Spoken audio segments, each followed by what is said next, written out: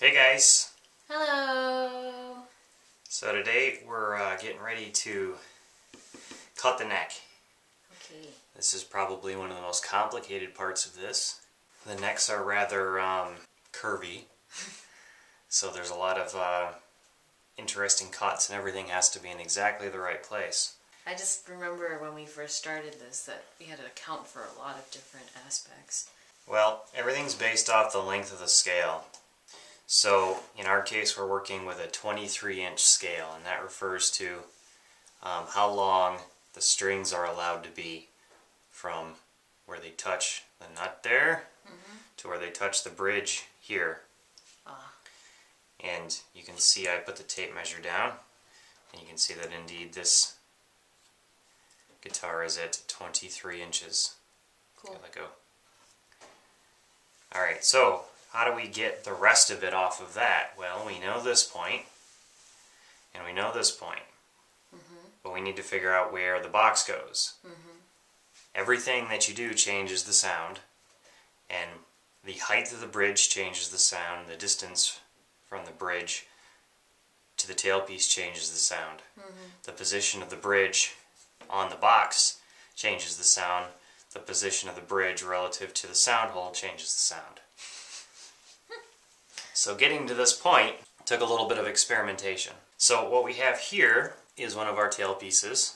The bottom of it is 1 inch, and it sets right up against the inside of the box. So when we're in here and the neck is in place, the tailpiece sits in such that it touches the back of the box. And we know that that's 1 inch. 1 inch from the inside of the box to there, and 1 inch from that side of the tailpiece to the peak of the bridge. Okay, so this is a 2-inch. Yeah, and then 23 inches to there.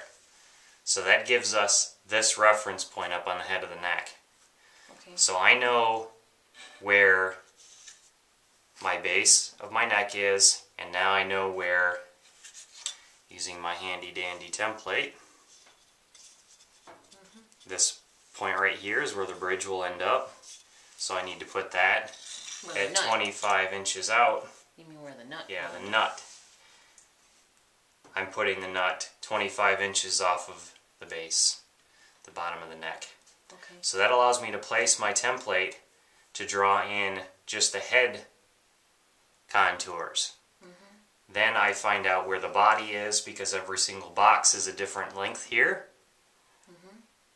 In our case, for this box, it's 14 inches to the outer edge of the box. And that allows me to place the curve of the neck where it meets the body. So I want this curve to come in and match up with the body flush. Oh, so that allows me to find from my nut down to where this curve needs to meet the box. So this is actually 2 templates. So in this one. is 2 templates, they're attached to each other. So this basically stretches virtually in between the 2 markings. So the actual process of marking this up involves clamps and pencils and measuring and whatnot. So we're just going to do that, and then we'll come back and we'll cut it. Measure, Whisker Monkey, measure. After, I don't know, how long did that take? Forever. Forever. A lot of measuring and templating and double checking and whatnot. We have marked up the entirety here. Yes. We're going to try an experiment. We're angling the bit that holds the tailpiece at an angle so that our strings can leave it at a right angle and then go up over the bridge and continue on. So we're going to make that slight adjustment from our usual plan and see how that works out. Hopefully that'll make it stronger, actually. And here's trade secret stuff. We're not going to talk about that. Alright, let's get to cutting. Cut. Saw the small pan saw. Alright, let's cut. Cut. What are you, a surgeon? No.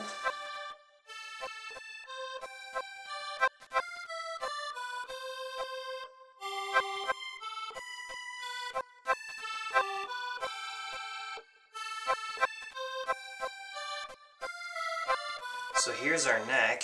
Yep. Do you think we might have read the instructions wrong? That looks pretty good. It's, you know, got good airflow, aerodynamic, you know. Oh, the schematic was inside out. Here's what we actually did. I'm going to get rid of this.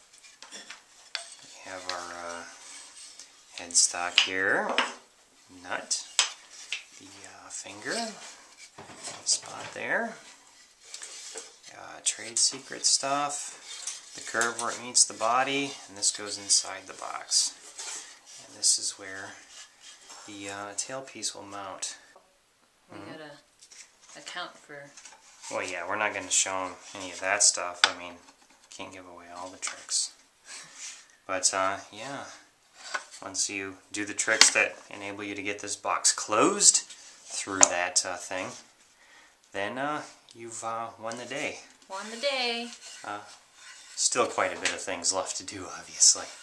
We'll continue this in the future. I have no idea what we're doing next time. What are we doing? Sanding. Sanding we'll probably do off camera. Yeah. We have to do the glue up on the box. Yeah. And that's got to set. So I think what we'll do in between this video and the next one is do all the sanding and the finishing on the neck and the glue up on the bracing, but not the glue up on the neck itself. And then we'll check back in with you guys in a couple of days. From there, it will take us a couple of days to do the finishing process on the neck. At least. So that makes sense to do it that way. And I'll of course explain how we did it. Unless they want to watch me use sandpaper for the next... I don't think anybody wants to watch you sand a piece of wood. So, yeah, I'm sure they got better things to do. So yeah, we'll check in after that, and that'll be in a couple of days. Okay. Alright, until then. Bye. Bye. We post videos all the time, so don't forget to subscribe. And follow us on Twitter at TYMKRS.